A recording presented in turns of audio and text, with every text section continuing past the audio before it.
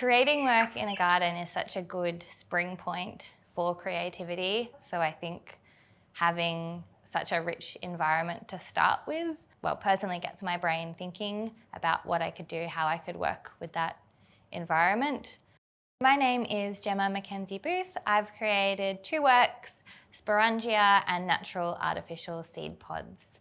I'm really interested in the way that things really close to home can become strange and otherworldly. So I've always been fascinated about those aspects of biology.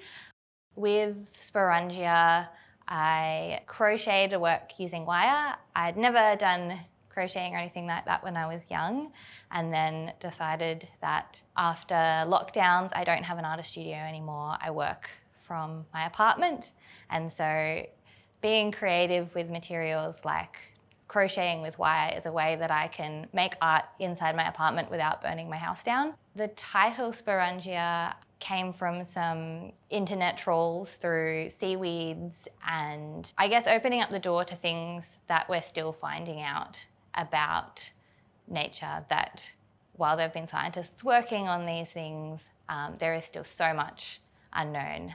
In Natural Artificial Seedpods, the work was created by taking Banksias, Casuarinas, and gumnuts and imprinting them into clay. I then translated them into a 3D modelling software and 3D printed them. So it's a bit of a play between a human trying to translate nature, then getting that translated by a machine, and the imperfections of that along the way. And it does have a familiarity around it, but you probably can't pick exactly what it is.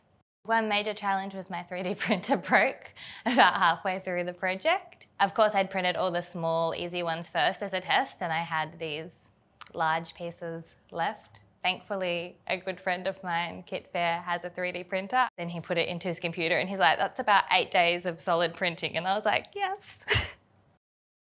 There's such a benefit in trying new materials and new ways of working. I think 3D printing is something that I have really enjoyed getting into, and it's kind of changed the way that I've been thinking about sculpture. And I'm hoping that there will be more and more environmentally sustainable products to 3D print with. There are plant-based materials, but they're still not cyclical in the way that you can then melt them all down and turn them back into another 3D print. I think that would be something really exciting. I really enjoy having my work in a public space. I really enjoy installing it with people around. In fact, yesterday there was a number of kids interacting with my artwork as I'm putting it into the water, which was a great way to test whether it was going to stand up to people pulling it and throwing rocks with it and playing with it in the water.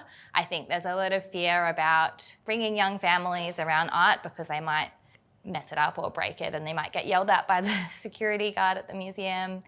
And I think there's also a lot of fear of getting art wrong, of not understanding the concept of it. I really think having art in places like Eden Gardens opens up that dialogue to a wider range of people and hopefully gives them permission to have their own opinions.